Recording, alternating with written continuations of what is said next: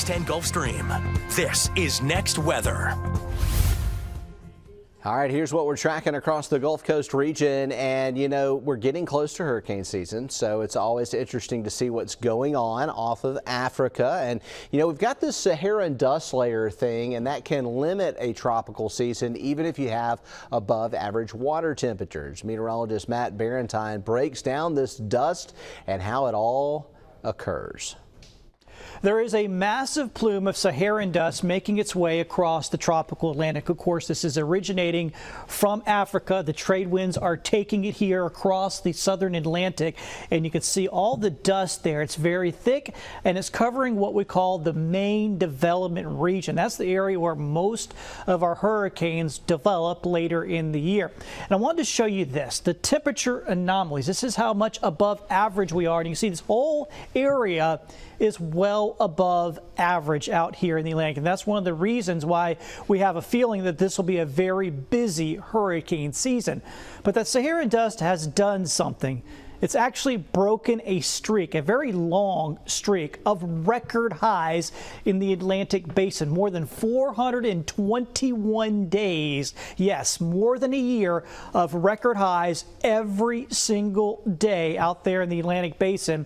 That has now ended thanks to that big plume of Saharan dust. Now, it's still well above average, and it's too early to know how that will impact the upcoming hurricane season.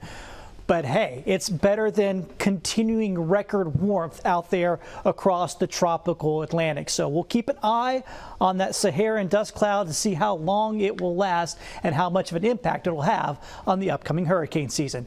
In Mobile, Matt Barentine, Fox 10 News. Well, the forecast is changing this week, and we are actually looking at a stronger onshore flow of wind. Water temperatures are getting up too, which can make it problematic for swimming at the beaches when you have rough surf. Here's Jennifer Lambers with more.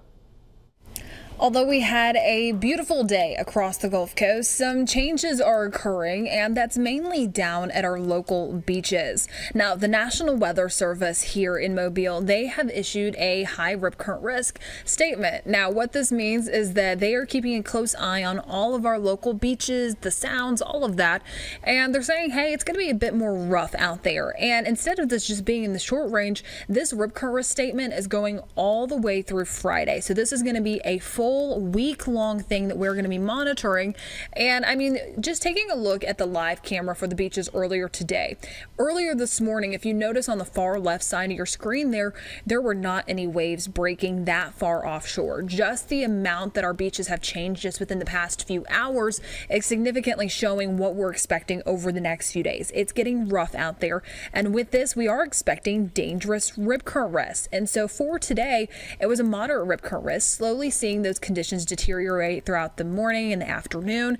But beginning tomorrow and going all the way through Friday, it's going to be high out there. Please make sure that you are being careful, you are being cautious over the next few days. It's going to be rough at the local beaches. This is going to be more of that dangerous, life-threatening surf that we are monitoring. So always know the name of the beach you're located on, where the closest lifeguard stand is, and what flag is flying out there. That way you're staying updated with the beach forecast. Even if it's sunny outside and you're not seeing any showers or thunderstorms, it's still rough in the water. And one of the reasons for this is going to be our wind gusts. It's going to be breezy all week long. These are going to be strong wind gusts out of the south, even breezier closer towards our coastal areas. So just a reminder on how to spot a rip current risk. Now, this is what it's going to be looking like, where that green coloration, you can start to see it pulling out there. It's really where those waves, they're not breaking. The water can be darker, and also there's debris, there's foam moving away from the shore. So just make sure that you're being careful with those, and just a reminder, if it does pull you out, let it pull you out, and then swim parallel to the shoreline. That's going to be your only way to get out of it. Try not to fight it and swim back to shore that way. Let it pull you out, then swim parallel once you're outside of that rip current. Now, also just a reminder too that we are starting to see some purple flags flying out there. Here's a man of war that was submitted through our Fox 10 weather app. There's some jellyfish out there. Make sure you're also being careful there. We'll continue to monitor the beach forecast conditions and keep you updated right here on Fox 10, fox10tv.com, and Next Weather. All right, here's our 7-day forecast and a chance of showers and storms on Thursday and Friday as our next weather system gets in here. Beyond that, by the weekend, the rip current risk should be lower. We do expect some cooler weather by the weekend, too, with lows back down into the upper 50s to near 60 degrees with some pleasant weather hanging around through Mother's Day.